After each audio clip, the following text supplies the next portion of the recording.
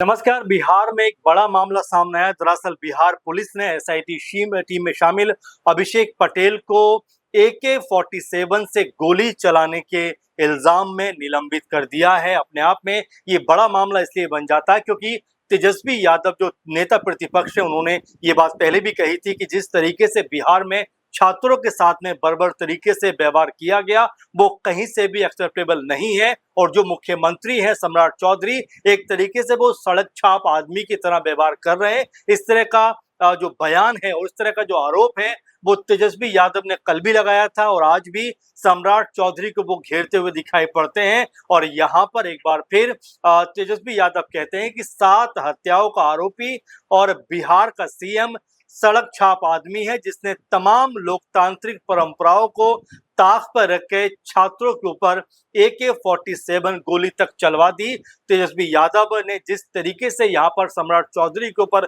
ये बड़ा हमला किया है, और उसी तर्ज पर देखा जा रहा है कि बिहार पुलिस को यहाँ मजबूर होना पड़ा।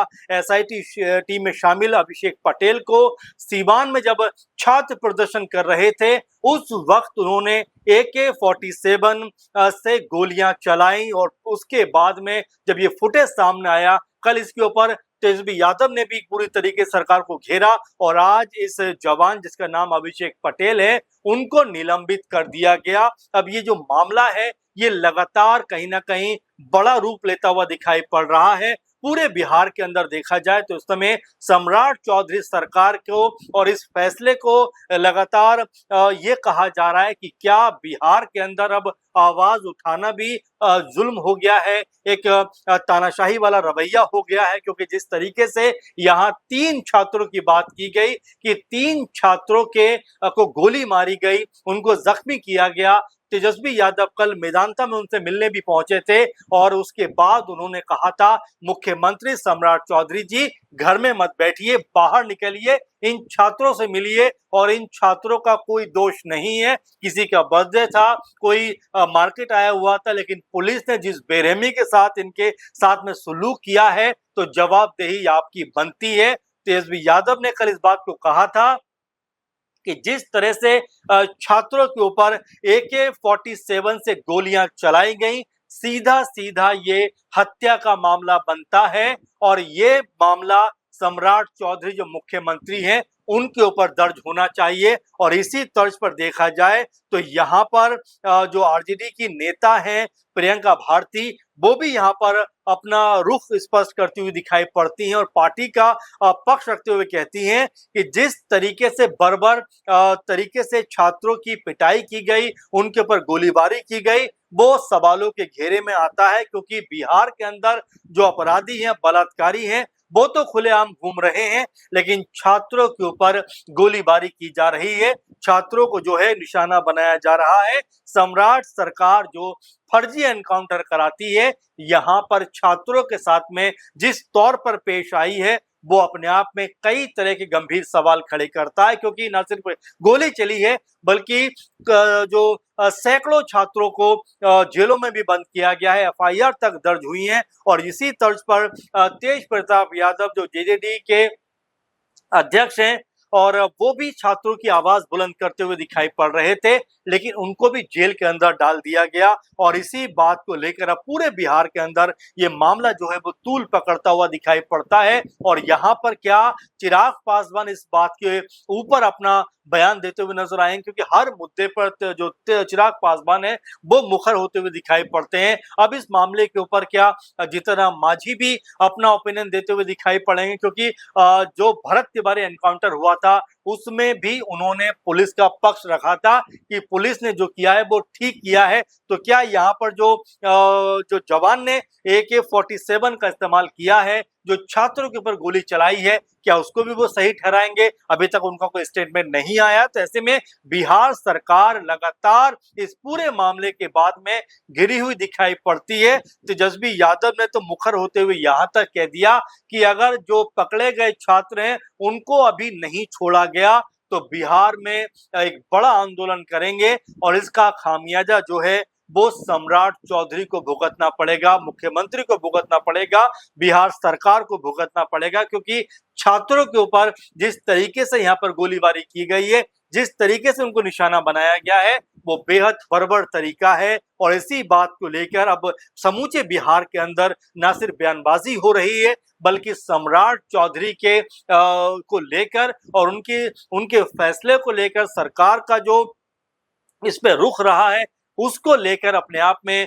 सम्राट चौधरी घिरते हुए दिखाई पड़ते हैं। आपको बता दें कि 25 जुलाई यानी शनिवार को नीट में जो पेपर लीक हुआ था उसके मुद्दे पर तमाम तरह से जो छात्र थे वो बड़ा आंदोलन करते हुए दिखाई पड़े थे। हालांकि ये भी गौर करने की बात है कि 25 जुलाई को ही धर्मेंद्र प्रधान जो शिक्षा मंत्री थे उन्होंने अपना इस्तीफा दिया था, लेकिन उस दिन लगातार बिहार के तमाम जिलों में इस मुद्दे के ऊपर बड़ा प्रदर्शन होता हुआ दिखाई पड़ा था और सीवान में भी छात्र जो थे वो प्रदर्शन कर रहे थे। उसी दौरान एक जवान ने AK-47 का इस्तेमाल करते हुए छात्रों के ऊपर गोली चला दी और सिर्फ गोली नहीं चलाई बल्कि आंसू गैस के गोले भी छोड़े गए, छात्रों के ऊपर लाठीचार्ज भी किया गया। यानी कई तरह के गंभीर जो आरोप है वो बिहार पुलिस के ऊपर लगते हुए दिखाई पड़े और इसी तर्ज पर जब कल तेजस्वी यादव ने कहा कि मैं तीनों छात्र जो जख्मी हुए बुरी तरीके से जिनको गोली लगी है उनसे मिलकर आया हूं और सम्राट चौधरी सरकार के ऊपर हमलावर हुए और फिर आज बिहार पुलिस ने अभिषेक पटेल नाम के जवान को तत्काल प्रभाव से AK-47 का इस्तेमाल करने के आरोप में निलंबित कर दिया। तो अपने आप में बिहार में जो ये मुद्दा है जो विपक्षी दल हैं वो यहाँ पर जोर शोर से उठाते हुए दिखाई पड़ते हैं। अब ऐसे में 30 जुलाई को बांकीपुर पे उपचुनाव भी है, तो क्या ये मुद्दा अब चुनाव में भी कोई बड़ा असर डालता हुआ दिखाई पड़ेगा? क्योंकि एक दो जिले में नहीं, चाहे पटना सीवान की बात करें या और तमाम जिलों की बात करें, सभी जगह पर छात्र जो थे वो उग्र होते हुए दिखाई पड़े थे। नीट के मुद्दे पर सरकार को घेरते हुए नजर आए थे, लेकिन जिस तरीके से कार्रवाई की गई वो तमाम तरह से सवालों के घेरे में आ गई और उससे बड़ी बात यह कहा गया कि अगर चलिए छात्र कोई मांग कर भी रहे थे, अगर उनके जो मांग को करने के तरीके में कहीं कोई उग्रता थी भी, तो क्या AK-47 से गोली चला देना ये सही तर्क हो सकता है? क्या अपने देश के भविष्य के ऊपर इस तरह का ताबड़तोड़ हमले करना क्या सही हो सकता है? क्योंकि जंतर मंतर पे हमने देखा कि लाखों की तादाद में छात्र वहां पर जमा हुए और फिर छात्रों की आवाज कहीं ना कहीं मोदी सरकार को सुननी पड़ी, केंद्र सरकार को सुननी पड़ी और धर्मेंद्र प्रधान जो शिक्षा मंत्री लगातार 3-4 साल थे उनको अपने पद से इस्तीफा देना पड़ा। तो यह युवा शक्ति है, लेकिन बिहार में जिस तरीके से यहाँ पर जो है AK-47 का इस्तेमाल हुआ उसको लेकर तमाम तरह के सवाल उठते हुए दिखाई पड़े कि क्या छात्र के ऊपर इस तरह का जो है गोलीबारी करना क्या सही था? क्योंकि यहां तक कहा जा रहा है कि अगर छात्र अपनी मांग कर रहे थे तो क्या उनको आतंकवादी करार दे दिया गया, क्या उनको देशद्रोही करार दे दिया गया, क्या उनको एक अलग जो नजर से देखा गया इसलिए गोलीबारी कर दी गई? तो ऐसे में सम्राट चौधरी सरकार के ऊपर अब तमाम तरह के आरोप लग रहे हैं,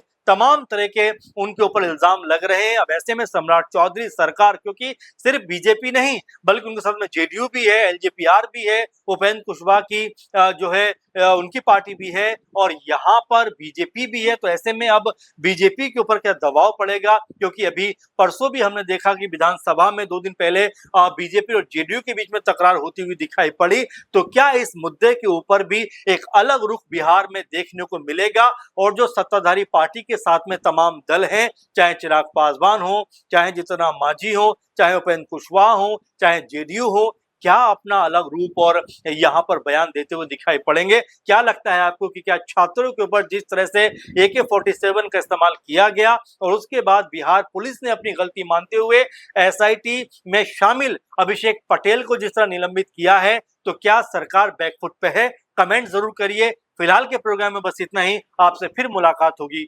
नमस्कार।